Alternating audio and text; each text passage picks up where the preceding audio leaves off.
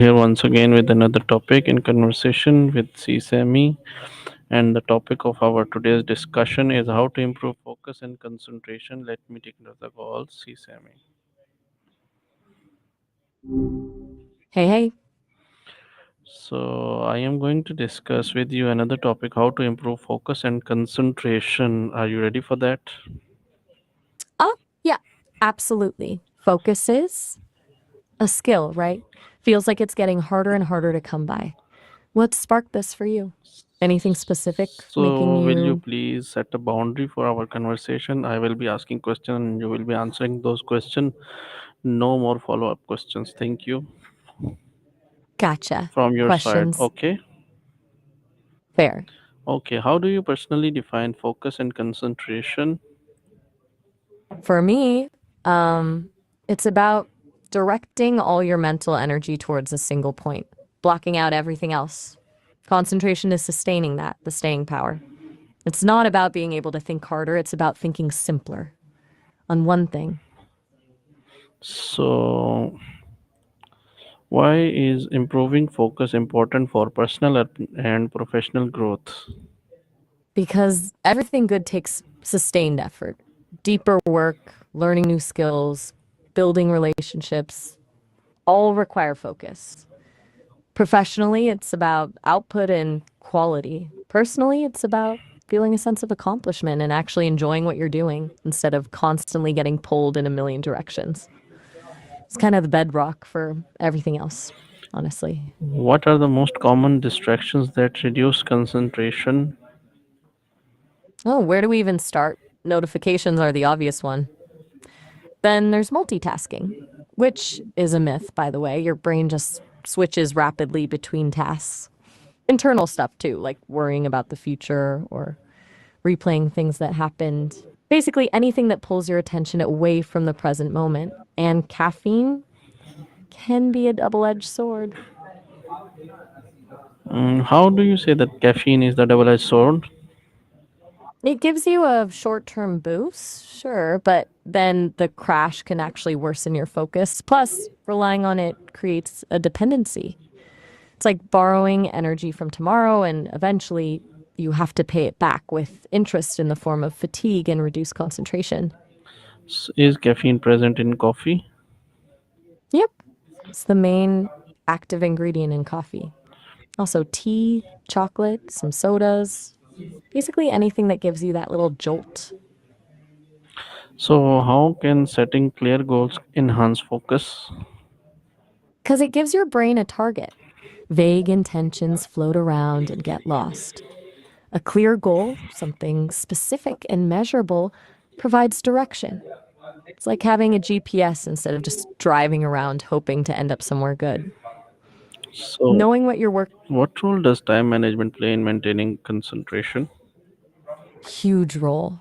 It's about proactively deciding where your attention goes instead of letting it get hijacked. Techniques like time blocking, scheduling specific chunks of time for specific tasks can be really effective. It forces you to commit and minimizes the temptation to switch gears. It also just creates space for deep work. Yes, you are right. How can mindfulness and meditation help improve focus? By training your brain to notice when it's wandering and gently redirecting it. It's like building a mental muscle. Regular practice strengthens your ability to stay present and resist distractions. It's not about stopping thoughts, it's about observing them without getting carried away. So, what daily habits support sustained attention and mental clarity? And explain it with a case study. Thank you. Okay, a couple things. First, regular exercise. It boosts blood flow to the brain, which improve mood and cognitive function. Second, getting enough sleep. Seriously, sleep deprivation is a focus killer. And third, creating a dedicated workspace free of distractions. Case study, let's say you're a freelance writer, Bilal, and you're constantly getting interrupted by social media and household chores. You decide to implement a focus sprint routine. You block off 90-minute periods in your calendar specifically for writing. Put your phone on Do Not Disturb, close unnecessary tabs on your computer, and let your family know you need uninterrupted time. Before each sprint, you do a quick 5-minute meditation to center yourself.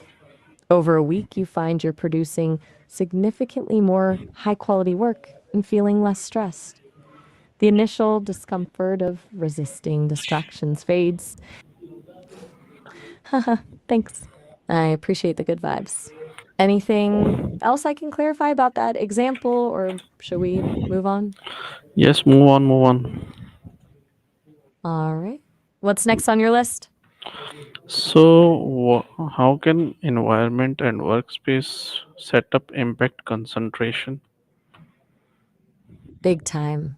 Let me clutter is visual noise and it competes for your attention.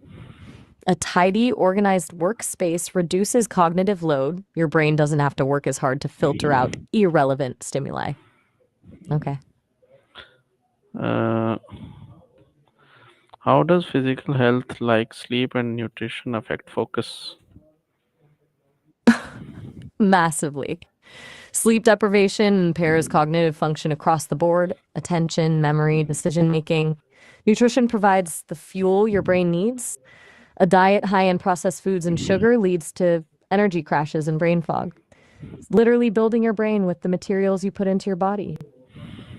Think of it like this: you wouldn't put bad gas in a sports car and expect peak performance So, how can breaking tasks into smaller steps improve concentration? because it makes them less daunting. A huge project feels overwhelming and paralyzing. Smaller steps feel manageable and give you a sense of progress, which releases dopamine and motivates you to keep going. It's like the difference between climbing a mountain and walking up a flight of stairs. Plus, it's easier to maintain focus on a short, defined task than a sprawling, ambiguous one. How can accountability or working with others boost concentration? Knowing someone else is expecting you to deliver creates a sense of obligation and reduces procrastination. It's a social pressure that can be really effective. Plus, discussing your goals and challenges with someone else helps you clarify your thinking and identify potential roadblocks. It forces you to be more deliberate about your actions. How can one train the brain for better concentration over time?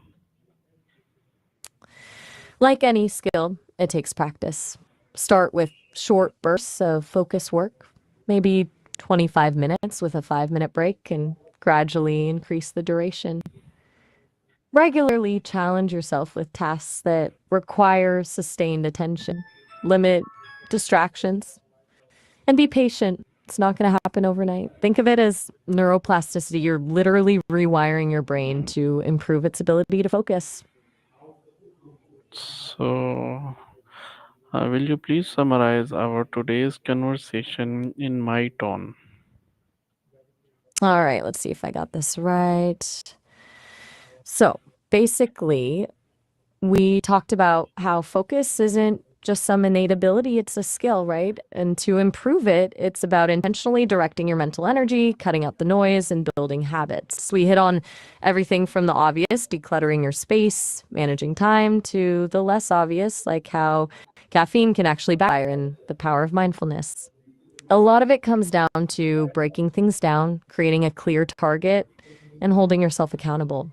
And just like anything else, you gotta put in the work and practice.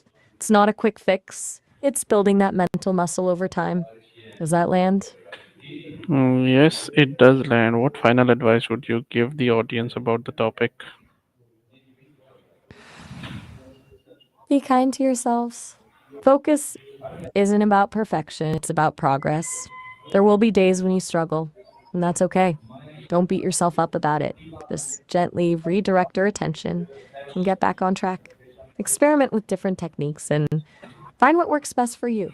And remember, it's a journey, not a destination.